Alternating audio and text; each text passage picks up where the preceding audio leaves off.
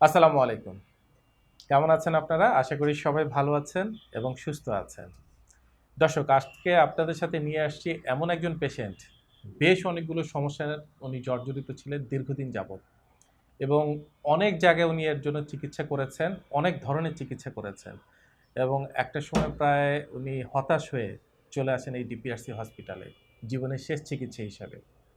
এবং একটা সময় তো উনি চিকিৎসা নিয়ে আলহামদুলিল্লাহ এখন সুস্থ এবং ভালো হয়ে আজকে উনি বাড়ি ফিরে যাচ্ছেন। আসুন দর্শক, আজকের এই পেশেন্টের সাথে পরিচিত হয়ে নিই। আসসালামু আলাইকুম। ওয়ালাইকুম আসসালাম। কেমন আছেন আজকে? আলহামদুলিল্লাহ ভালো আছি। আপনার নাম এবং পরিচয়টা যদি একটু বলেন। আমার নাম মোহাম্মদ জোনাব আলী। আমার বাড়ি হচ্ছে কুড়িগ্রাম ফুলবাড়ি। আচ্ছা। আমার হিপ জয়েন্টের সমস্যা। হুম, হুম। দীর্ঘদিন প্রায় ১ বছর যাবৎ মানে প্রচণ্ড ব্যথা। মানে এর ১ বছর আগে? মানে আমি একটা যে হাঁটুতে অপারেশন করছি, অপারেশন করার পর থেকেই হুম, হুম। আমার হিপ জয়েন্টে প্রচুর পরিমাণ ব্যথা করে। আচ্ছা, এই হাঁটুর অপারেশনটা কেন করা হয়েছিল? এই হাঁটুতে আমার পানি জমে এরকম ফেঁকে পরে এটা মানে ফুলে যেত একদম? ফুলে যেত। হাঁটা চলা কোনো কিছু করতে পারতেন না। এটা কি কোনো দুর্ঘটনার পর থেকে শুরু হয়েছে? না, নাকি হঠাৎ করে আপনি একদিন হঠাৎ দেখছেন? করে প্রায় ১ বছর আগে থেকে? ১ বছর আগে থেকে। তো যখন আপনার এই সমস্যাটা শুরু হলো তখন আপনি ডক্টরের কাছে গিয়েছিলেন যাওয়ার পরে ডাক্তার বলল যে সার্জারি করাবে। এবং পরে সেই অনুযায়ী আপনি একটা সার্জারি শুরু সার্জারি করেন। করার পর থেকে পরে সার্জারি করার পর থেকে তারপর থেকে আমার হিপ জয়েন্ট ব্যথা হয়। আচ্ছা, মানে হাঁটু কি তখন মোটামুটি ঠিক হয়ে গিয়েছিল? মোটামুটি ঠিক হয়ে গেছে।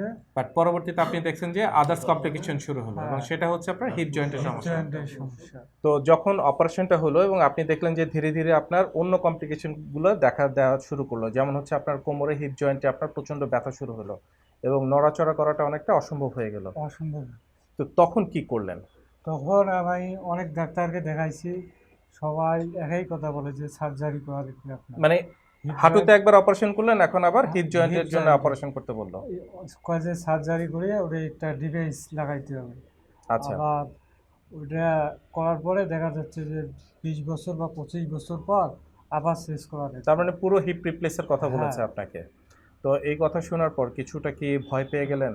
মানে অনেক হতাশা হয়ে গেছে। তারপরে আমি আবার পাসপোর্ট করছি ইন্ডিয়া যাওয়ার জন্য, এই চিকিৎসার এই জন্য? চিকিৎসার জন্য। মানে বাংলাদেশের চিকিৎসার প্রতি কিছুটা বীতশ্রদ্ধ হয়ে গেলেন হ্যাঁ, যে একটার পর একটা সমস্যা তৈরি হচ্ছে, এর থেকে ভালো চিকিৎসার জন্য চিন্তা করেছেন যে ইন্ডিয়াতে চলে ইন্ডিয়া যাবেন। যাবো। পাসপোর্টও আমার অলরেডি করা শেষ।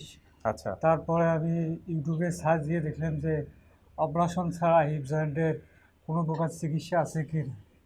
পরে স্যারের ভিডিও আসার পরে তারপরে আমি কইলাম যে দেখ না, আগে স্যারকে দেখে আসি তারপরে ইন্ডিয়া যাবো।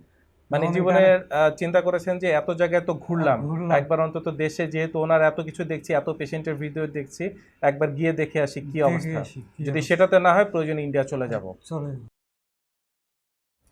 দেন তারপরে যখন অপারেশনের কথা বললো, ডিপিআরসি হসপিটালে আসলেন এবং আসার পরে যখন স্যারের সাথে দেখা হলো, স্যার দেখার পরে কি বলেছিলেন আপনাকে? আমাকে বলছে যে এখানে অ্যাডমিশন হ্যাঁ জি। 14 দিন ট্রিটমেন্ট নিলে আপনি মোটামুটি সুস্থ হয়ে। আচ্ছা। তারপরে আমি ওষুধ দিয়েছিল, কিছু ওষুধগুলো খাওয়ার পরে হুম। অনেকটা আরাম হয়েছে। আরাম হওয়ার পরে আসিয়া অ্যাডমিশন হয়েছে। হ্যাঁ, আচ্ছা। এখন মোটামুটি সুস্থ। আচ্ছা, তো যখন আপনি এই আহ, আপনাকে যখন বলা হলো যে আপনাকে অপারেশনের কথা বলা হলো, এই যে আমি দেখলাম যে আপনি সাইকেল চালাচ্ছেন, এই যে ট্রেডমিল আপনি হাঁটছেন, এই জিনিসগুলো কি তখন কল্পনা করতে পারতেন? না, তখন তো অস্বাভাবিক ছিল, তখন তো ব্যথা করতো হিপ জয়েন্টে প্রচুর। আচ্ছা, তো স্যার আপনার ট্রিটমেন্ট শুরু করলেন, স্যারের উপর ভরসা করে ট্রিটমেন্ট শুরু হয়ে গেল এবং আজকে আমরা জানি যে আপনি চলে যাচ্ছেন। সেই প্রথম দিনের আপনি আর এই শেষ দিনের আপনি কেমন পার্থক্য? অনেক ৮ দিন পার্থক্য। আগে রাত তো দিনের ঠিক মতো। মতো মনে করে যে হাঁটতে পারি নাই, সেই ওরা উঠতে কষ্ট হইতো। আমাদের দেশে এরকম অনেক মানুষ আছেন যাদের ধারণা যে, বিশেষত আপনারও ছিল, আপনিও বলেছেন যে আপনি অলরেডি পাসপোর্ট তৈরি করে ফেলেছেন বাইরে যাওয়ার জন্য। অনেকেই ভাবেন যে আমাদের দেশে আসলে সঠিক চিকিৎসাটা নাই বা এই ধরনের উন্নত চিকিৎসা নাই। এখন কি মনে হচ্ছে আসলে নাই? না, এখন তো আলহামদুলিল্লাহ আমাদের দেশে অনেকটা চিকিৎসা ব্যবস্থা ভালো। আলহামদুলিল্লাহ। আমাদের যারা এরকম আপনার মতো এরকম অসংখ্য মানুষ আছেন তাদের জন্য আপনি কিছু বলবেন?